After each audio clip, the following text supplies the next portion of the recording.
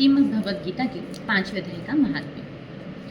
श्री भगवान कहते हैं, देवी अब सब लोगों द्वारा सम्मानित 5वें अध्याय का महात्म्य संक्षेप से बतलाता हूँ, सावधान होकर सुनो।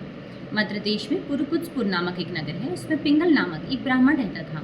वह वेद पाठी ब्राह्मणों के विख्यात वंश में जो सर्वथा निष्कलंक था उत्पन्न हुआ था, किंतु अपने कुल के लिए उचित वेद शास्त्रों के स्वाध्याय को छोड़कर ढोल आदि बजाते हुए उसने नाच गान में मन लगाया।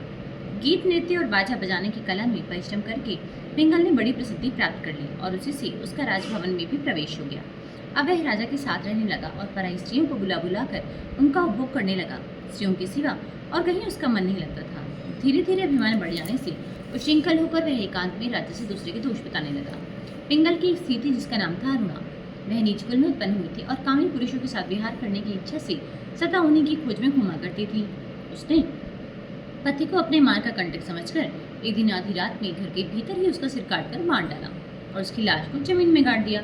इस प्रकार प्राणों से वियुक्त होने पर भी वह यमलोक में पहुंचा और भीषण नरकों का उपभोग करके निर्जन वन में गिर हुआ। अरुणा भी भगंदर रोग से अपने सुंदर शरीर को त्याग कर घोर नरक भोगने के पश्चात उसी वन में शुगी हुई। एक दिन वह दाना चुगने की इच्छा से इधर उधर फुदक रही थी। इतने में ही उस गिद्धनी पूर्व जन्म के वैर का स्मरण करके उसे अपने तीखे नखों से फाड़ डाला। शुकी घायल होकर पानी से भरी हुई मनुष्य की खोपड़ी में गिरी। गिद्ध पुनः उसकी ओर झपटा। इतने में ही जाल फैलाने वाले बहेलियों ने भी उसे भी बाणों का निशाना बनाया। उसकी पूर्व जन्म की पत्नी शुकी उस खोपड़ी के जल में डूबकर प्राण त्याग चुकी थी। फिर वह पूर्व पक्षी भी उसी में गिरकर डूब गया। तब यमराज के दूत उन दोनों को यमराज के लोक में ले गए। वहां अपने पूर्वकृत पाप कर्म को याद करके दोनों ही भयभीत हो रहे थे। तदनंतर यमराज ने जब उनके घृणित कर्मों पर दृष्टिपात किया तब उन्हें मालूम हुआ कि मृत्यु के समय अकस्मात खोपड़ी के जल में स्नान करने से इन दोनों का पाप नष्ट हो चुका है। तब उन्होंने उन दोनों को मनोवांछित लोक में जाने की आज्ञा दी। यह सुनकर अपने पाप को याद करते हुए वे दोनों बड़े विस्मय में पड़े और पास जाकर धर्मराज के चरणों में प्रणाम करके पूछने लगे, भगवान, हम दोनों ने पूर्व जन्म में अत्यंत घृणित पाप का संचय किया है, फिर हमें मनोवांछित लोकों में भेजने का क्या कारण है, बताइए। यमराज ने कहा, गंगा के किनारे वट नामक एक उत्तम ब्रह्मज्ञानी रहते थे। वे एकांत सेवी, ममता रहित, शांत विरक्त और किसी से भी द्वेष न रखने वाले थे। प्रतिदिन गीता के 5वें अध्याय का जप करना उनका सदा का नियम था। 5वें अध्याय को श्रवण कर लेने पर महापापी पुरुष भी सनातन ब्रह्म का ज्ञान प्राप्त कर लेता है। उससे पुण्य के प्रभाव से शुद्धचित होकर उन्होंने अपने शरीर का परित्याग किया था। गीता के पाठ से जिनका शरीर निर्मल हो गया था, जो आत्मज्ञान प्राप्त कर चुके थे, उन्हीं महात्मा की खोपड़ी का जल पाकर तुम दोनों पवित्र हो गए हो। अतः अब तुम दोनों मनोवांछित लोगों को जाओ, क्योंकि गीता के 5वें अध्याय के महात्म्य से तुम दोनों शुद्ध हो गए हो। श्री भगवान कहते हैं, सबके प्रति समान भाव रखने वाले धर्मराज के द्वारा इस प्रकार समझाए जाने पर वे दोनों बहुत प्रसन्न हुए और विमान पर बैठकर वैकुंठ धाम को चले गए। ओम श्री परमात्मा नमः। अथ 5वां अध्याय अर्जुनवाद। श्लोक। संन्यासं कर्मणां कृष्ण पुनर्योगं च संचसि यच्छ्री एते उरुकं तन्मे ब्रूहि सुनिश्चितम्। श्री भगवानुवाद। संन्यास कर्मयोगश्च निःश्रेयसकरावुः तयोस्तु कर्म संन्यासात् कर्मयोग विशेष्यते ज्ञेयः नित्य संन्यासी यो न द्वेष्टि न काञ्चति यद्वन्द्वो हिमाबाहो सुखं बन्धा प्रमुच्यते। सांख्यों को पृथक बला प्रवर्तन्ति न पंडिता एकमप्यासितः संयुग भयोर्विन्दते फलम्। यत् सांख्ये प्राप्यते स्थानं ततो ज्ञेयरपि गम्यते एक सांख्यकं च युगं च य पश्यति स पश्यति। संन्यासस्तु महाबाहो दुःखमाप्तु मयोगतः योगयुक्तो मुनिर्ब्रह्म न चिरेणाधिगच्छति। योगयुक्तो विशुद्धात्मा विजितात्मा युजितेन्द्रिये सर्वभूतात्मा भूतात्मा कुर्वन्नपि न लिप्यते न किंचित् करोमीति युक्तो मन्ये तत्त्ववित्। पश्यन् शृण्वन् स्पृशि जिघ्राणश्रङ्ख छन्स्व पश्वसन् प्रलपन् स्वी सिजन् ग्रहण नुंक्षि निमिषनपि इंद्रियाणीन्द्रियार्थेषु वर्तन्ते इति धारयन्। ब्रह्मण्याध्याये कर्माणि संत्यक्त्वा करोति लिप्यते न स पापेन पद्मपत्र मीवा भस। कायेन मनसा बुद्ध्या केवलैरिन्द्रियैरपि योगिनः कर्म कुर्वन्ति संगं त्यक्त्वा मुच्यते। युक्तकर्मफलं त्यक्त्वा शान्तिमाप्नोति नैष्ठिकीम् अयुक्तकामकारेण फले सक्तो निबध्यते। सर्वकर्माणि मनसा संन्यस्यास्ते सुखं वशी न द्वारे पूरे देहि न्यः कुर्वन् कार्येण न कर्तृत्वं न कर्माणि लोकस्य स्मृति प्रभु न कर्मफलं संयोगं स्वभावस्तु प्रवर्तेत नादति कस्यचित् पापं न चैत् सुकृतं प्रभु अज्ञानेनावृतं ज्ञानं तेन मुह्यन्ति जन्तवः। ज्ञानेन तु तद्ज्ञानं येषां शाति नाशित मत्मनः तेषामादित्यवज् ज्ञानं प्रकाशते तत्परं तद्बुद्ध्यस्तदात्मनस्तनिष्ठास्तपरायणः गच्छन्ते पुनरावृत्तिं ज्ञाननिर्धूत कल्मषाः। विद्याविनय संपन्ने ब्राह्मणे कवि हस्तिनी शुनिचर शपाके च पंडित समदर्शिन इह प्रचिते सर्गोयेषां साम्यसितं मन निर्दोषं हि समं ब्रह्म तस्मात् ब्रह्मेति स्थिता न प्रहर्ष्यते प्रियं प्राप्य नो द्विजेत प्राप्य चाप्रियं स्थिर बुद्धिर सम्मूढ़ो ब्रह्मविद ब्रह्मणि स्थिते ब्रह्मस्पर्शे सत्तात्मा विन्द्यात्मनि सुखम स ब्रह्मयोग युक्तात्मा सुखमक्षे मश्नुते ये संस्पर्शजा भोगा दुख योनय एवते आद्यंतवंत कुंते न तेषु रमते बुधा शक्नोति है य सोढुं प्राक्षरी विमोक्षणात् काम क्रोधोद्भवं वेगं संयुक्त स सुखिनरः योऽन्तः सुखयोऽन्तरा रामस्त थान्त ज्योतिरे य स योगी ब्रह्मनिर्वाणं ब्रह्मभूतोऽधिगच्छति लभन्ते ब्रह्मनिर्वाणं ऋषय शील कर्मशा चिन्तयते यदात्मानः सर्वभूतहितेरता कामक्रोधवियुक्तानां यतीनां यत्येषाम् अभितो ब्रह्मनिर्वाणं वर्तते विदितात्मनां स्पर्शं कृत्वा बहिर्बाह्याञ्चक्षुश्चैवान्तरे भुवो प्राणापानौ समो कृत्वा नासाभ्यन्तरचारिणो यतेन्द्रियमनोबुद्धिर्मुनिर्मोक्षपरायण विगतेच्छाभयक्रोधो य सदा मुक्त एव स भुक्तानं जगि तपसां सर्वलोकमहेश्वरं स्वदं सर्वभूतानां ज्ञात्वा मां शान्तिं विचति। ओम तत्सीति श्रीमद्भगवद्गीतासु ब्रह्मविद्यायां योगशास्त्रे श्रीकृष्णार्जुन संवादे कर्म संन्यास योगो नाम 55वां अध्याय। श्री ओम श्री परमात्मा नमः। 5वां अध्याय हिंदी अनुवाद। उसके उपरांत अर्जुन ने पूछा कि हे कृष्ण, आप कर्मों के संन्यास की और फिर निष्काम कर्म योग की प्रशंसा करते हैं, इसलिए इन दोनों में एक जो निश्चय किया हुआ कल्याणकारक होवे उसको मेरे लिए कहिए। इस प्रकार अर्जुन के पूछने पर श्री कृष्ण महाराज बोले, हे अर्जुन, कर्मों का संन्यास और निष्काम कर्मयोग ये दोनों ही परम कल्याण के करने वाले हैं, परंतु उन दोनों में भी कर्मों के संन्यास से निष्काम कर्मयोग साधन में सुगम होने से श्रेष्ठ है। इसलिए हे अर्जुन, जो पुरुष ना किसी से द्वेष करता है, ना किसी का आकांक्षा करता है, वह निष्काम कर्मयोगी सदा सन्यासी ही समझने योग्य है, क्योंकि राग द्वेष आदि द्वंद्वों से रहित हुआ पुरुष सुखपूर्वक संसार उपबंधन से मुक्त हो जाता है।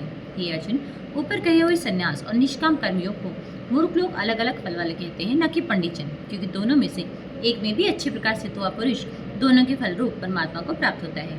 ज्ञान योगियों द्वारा जो परम धाम प्राप्त किया जाता है, निष्काम कर्म योगियों द्वारा भी वही प्राप्त किया जाता है। इसलिए जो पुरुष ज्ञान योग और निष्काम कर्मयोग को फल रूप से एक दिखता है, वह ही यथार्थ दिखता है।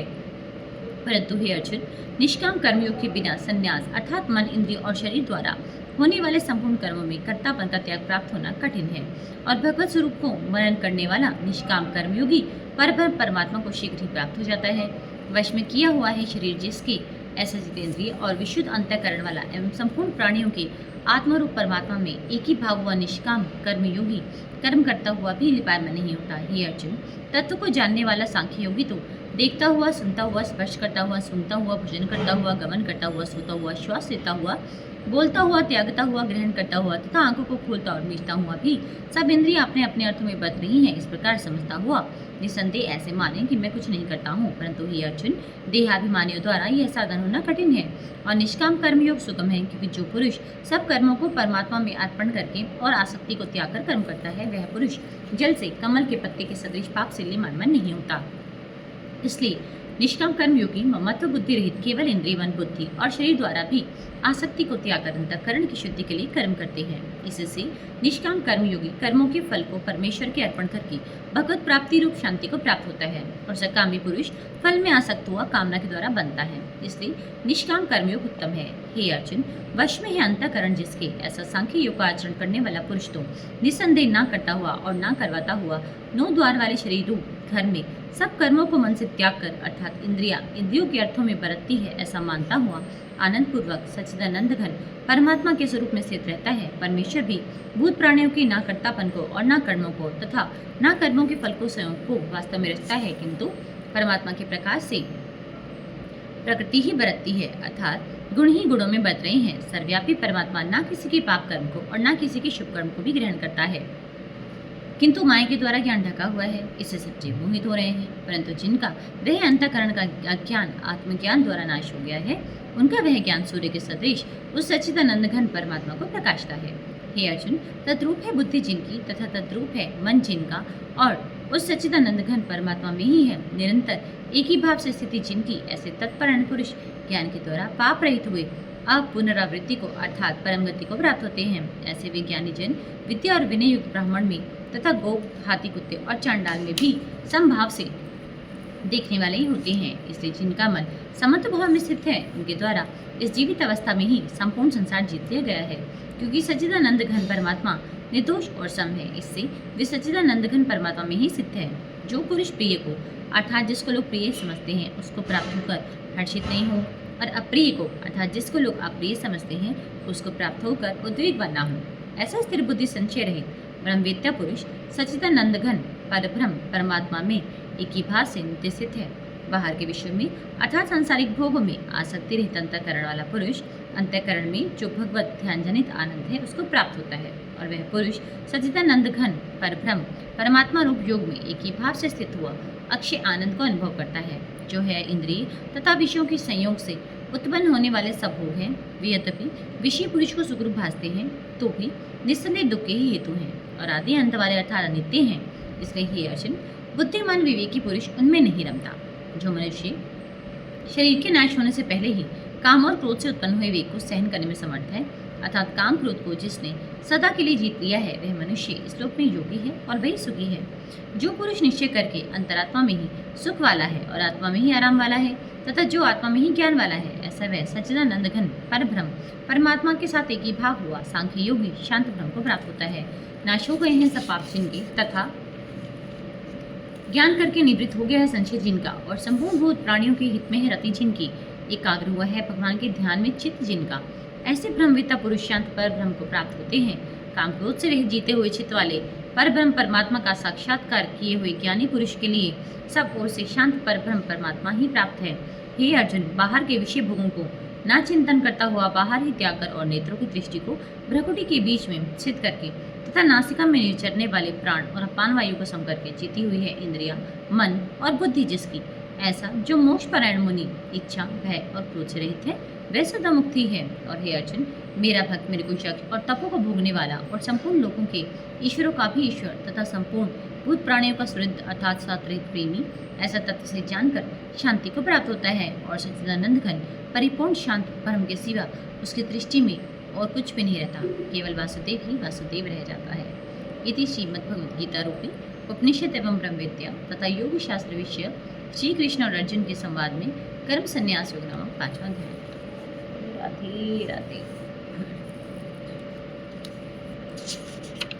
भगवद गीता की आरती। जय भगवत गीते मैया जय भगवत गीते, हरि ही कमल विहारिणी सुंदर सुप्रीति। ओम जय भगवत गीते कर्म सुमर्म प्रकाशिनी कामासक्ति हरा तत्ज्ञान विकाशिनी विद्या ब्रह्म पर। ओम जय भगवत गीते निश्चल भक्ति विधायिनी निर्मल मलहारी शरण रहस्य प्रदायिनी सब विधि सुखकारी। ओम जय भगवत गीते राग द्वेष वेदारिणी कारिणी मोद सदा भव भयहारिणी तारिणी परमानंद प्रदा। ओम जय भगवत गीते आसुर भाव विनाशिनी नाशिनी तम रजनी दैवी सद्गुणदायिनी हरि रसिका सजनी। ओम जय भगवत गीते समता त्याग सिखावनी हरिमुख की बानी सकल शास्त्र की स्वामिनी श्रुतियों की रानी। ओम जय भगवत गीते तया सुधा बरसावनी मातु कृपा कीजे हरिपद प्रेम दान कर अपनों कर लीजिए। ओम जय भगवत गीते।